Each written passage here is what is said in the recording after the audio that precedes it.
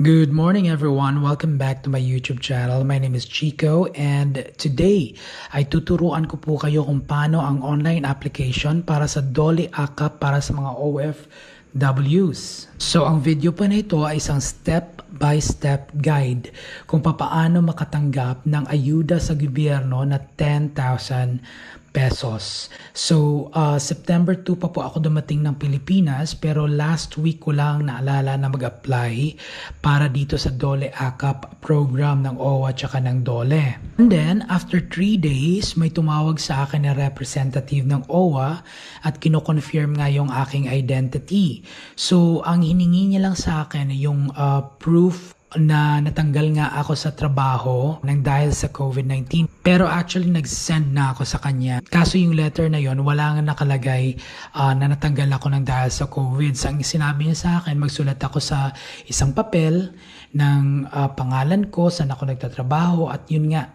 Nang dahil sa COVID ay nawalan ako ng trabaho. Tapos isa pang hiningi niya sa akin yung timestamp ng September 2 sa passport ko nung dumating ako ng Pilipinas. At saka pinasa ko yung dalawang requirements na yon dun sa kanilang FB page. At saka sinabi niya sa akin na na-receive na nila yung requirements ko, so maghintay na lang ako na i-approve. And then after few hours, nag-message nga sa akin na approved na daw. And then after ilang minutes naman, nag-send sa akin ng reference code dun sa M. Louis na pwede ko na daw i-pick up nga yung 10,000 pesos. So I'm so happy na natanggap natin yung ayuda mula sa gobyerno. Talagang sobrang laki ng pasasalamat ko sa gobyernong ito. Talagang nag-uumapaw yung aking saya. So gusto ko pong i-share sa inyong mga OFWs na umuwi ng Pilipinas, na natanggalan ng trabaho, at gusto kong ipaalam sa inyo na merong inisyatibo ang gobyerno natin, especially ang OWA at ang DOLE.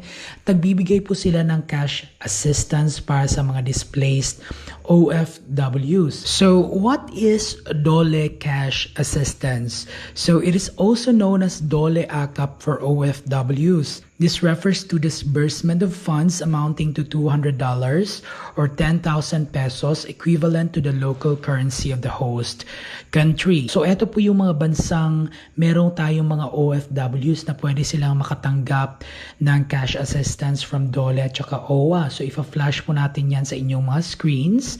Meron tayo sa Asia and the Pacific, Europe and Americas, Middle East and Africa. So sino-sino po ba ang eligible to apply for cash assistance? So it says here it includes OFWs who are not able to work because their host country has imposed a total lockdown or community quarantine. And then secondly, must still be overseas in their host countries or returning OFWs to the Philippines or balik manggagawa or OFWs exiting the Philippines to return to work but can't leave due to the travel ban or imposition of the lockdown. And thirdly, OFWs who have not received financial assistance from their host countries or employers. Or shall I add, yun nga mga natanggal din sa trabaho ng dahil sa COVID-19 at umuwi ng Pilipinas. So mamaya po, pag-uusapan natin yung step-by-step process in filling out the application form. At saka pag-uusapan din natin kung ano yung mga requirements to qualify for cash assistance. Okay, so kanina nga po, ayan, nagpunta na tayo ng M. Louis kasi meron nga po kaming private group na mga OFWs. Tsaka pinagmamalaki doon sa aming private group na approve nga yung application ko para sa 10,000 cash assistance ng DOLE tsaka OWA. At tsaka ayaw maniwala ng iba at ang iba namangha kasi sila, ang tagal na nila nag-apply nung May pa ata or nung April pero hindi pa rin nila natatanggap hanggang ngayon. So sabi nila, ikaw na nag-apply ng kakarating mo lang dito tapos natanggap mo kaagad. So sabi ko, feeling ko depende sa region yon or kung baka marami or sobrang application kaya minsan natatagalan. Pero eventually I feel like ibibigay naman talaga nila yung 10,000 pesos na cash assistance na yon eh. So nung natanggap ko na yung pera, nung nahawakan ko na yung pera, talagang naniwala na ako na talagang legit talaga itong cash assistance na pinamamahagi ng ating gobyerno. Kaya tuwang-tuwa po ako. So ngayon nga po, I will walk you through the step-by-step online application process. So let's go to our screens right now. So ayan po, punta tayo ng Google. I-type lamang po natin yung Dole AKAP ng OWA. Click po natin yan. Nasa first page po siya at nasa pinakaunang search. Click din po natin yan. So eto po yung itsura ng application form. Ayan. So, financial assistance for displaced land-based and sea-based Filipino workers affected by coronavirus disease COVID 2019, Dole AKAP for OFW. So, actually, isang page lang po ito. Sobrang dali lang po nito i-fill up. Walang masyadong maraming mga cheche-bureche. So, i-fill up nyo lang po inyong last name. Ayan. And then yung inyong first name, middle name, birth date, gender, kung male ba kayo or female, passport number, importante din po yan, tsaka yung contact number ninyo dito sa Pilipinas, at tsaka yung inyong email address, kailangan din po yan, at tsaka yung proof, isa sa mga proof, Facebook account, kung meron kayong Facebook account, ilagay din po ninyo, tsaka yung inyong region. Ayan po, okay? Kung Region 1 ba kayo, Region 2, 3, 4, 5, hanggang ARMM. So, ilagay po ninyo yan. At saka kung ano yung province. But don't you worry guys. Ayun, nakita nyo merong check kanina, di ba? Pag lagay nyo na yung region, lalabas na yung province dyan. So, ano yung municipality, tsaka yung inyong the whole address. Tapos, saan kayo nanggaling na bansa? So, in my case, sa United Arab Emirates. So, ayan, ilalagay po natin dyan. At anong klaseng OFW kayo? Land-based ba or sea-based? At saka kung hindi naman ninyo makukuha yung pera ng personal, yung meron kayong representative, ilalagay ninyo yung pangalan dyan. Kung nanay ba ninyo siya, tatay, kapatid, asawa, ayan. So, ilalagay po ninyo dyan yung kanyang apelido, first name, middle name, ayan po. So, kailangan po nyong ilagay dyan. Tapos, meron din po tayong bank name dito. So, lahat po, ayan, listahan ng lahat ng mga bangko dito sa Pilipinas. At saka yung account name, at saka yung account number. Kung hindi po ninyo makumpleto yan, magiging ganyan po ang labas. Magkakaroon ng red. Okay? So, kailangan pong dapat ay kumpleto ang pagkaka-fill up ninyo. Now, here comes the fun part. Lahat po ng mga requirements dito po ninyo dapat ilagay. Ayan po. So, ilan to? 1, 2, 3, 4. In my case, 4 lang. So, ayan nakalagay dyan. Department of Labor and Employment, Overseas Workers Welfare Administration, Financial Assistance for displaced land-based and sea-based Filipino workers. So, una sa requirements ay ang photocopy of valid passport or travel documents. So, kailangan po niyo ilagay dyan. Ang susunod ay ang proof of overseas employment, maaring valid verified employment contract, OEC, work permit, visa or re-entry. Sa part ko po, yung visa ko po ang sinend ko. At saka ang susunod po ang airline ticket. Ayan, at saka yung airline ticket, yung date of arrival po. So, wag po ninyo itatapon yung ticket ninyo. Ano po? So, magagamit po ninyo yan. At susunod po ang proof of loss of employment on account of COVID-19. Okay, so kailangan po ito na nakalagay po doon sa letter ng termination ninyo of contract na tinanggal kayo ng dahil sa COVID-19.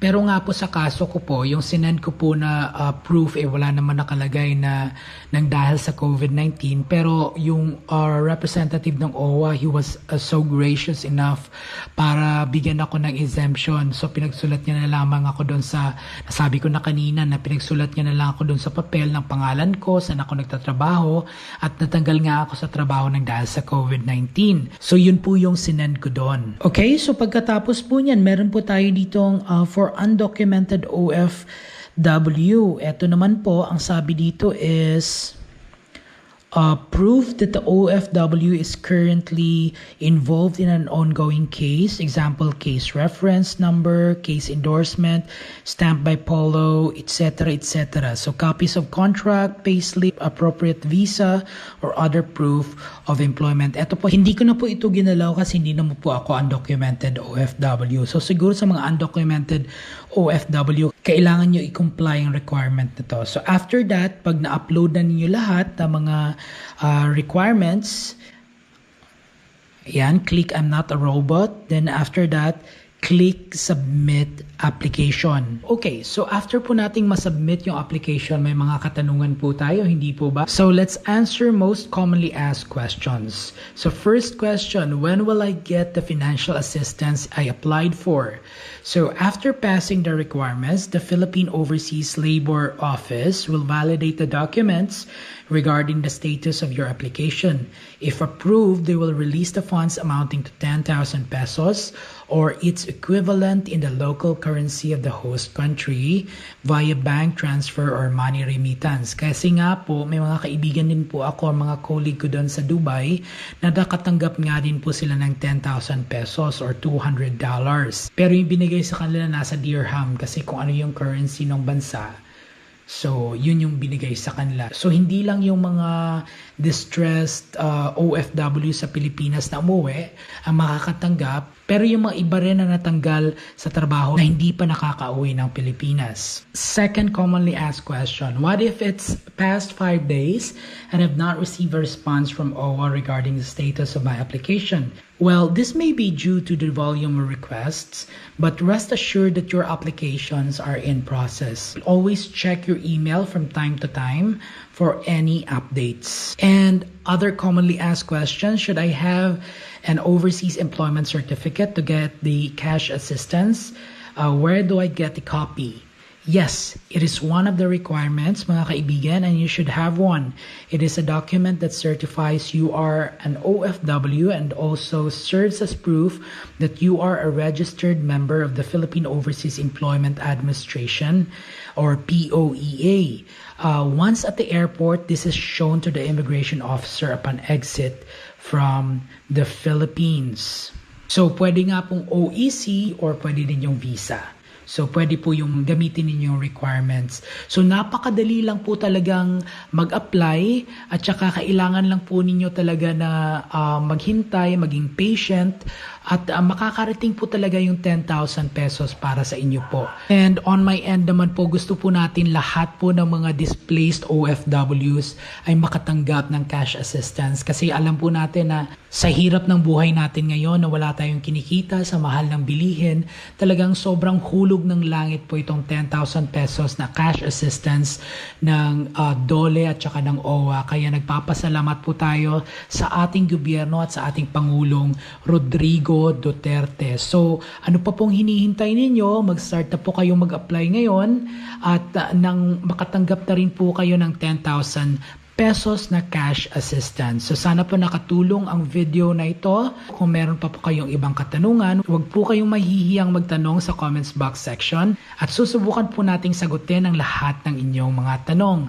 At meron din po tayong Facebook group. Sana maka-join po kayo and don't forget to like my Facebook page, Chico Amadeo PH. Mas mabilis po nating mababasa ang inyong mga katanungan doon. Okay? So hanggang dito na lamang po ang video na ito. I will see you guys in my next video. Spread love and not hate everyone. Love one another and stay safe. Bye!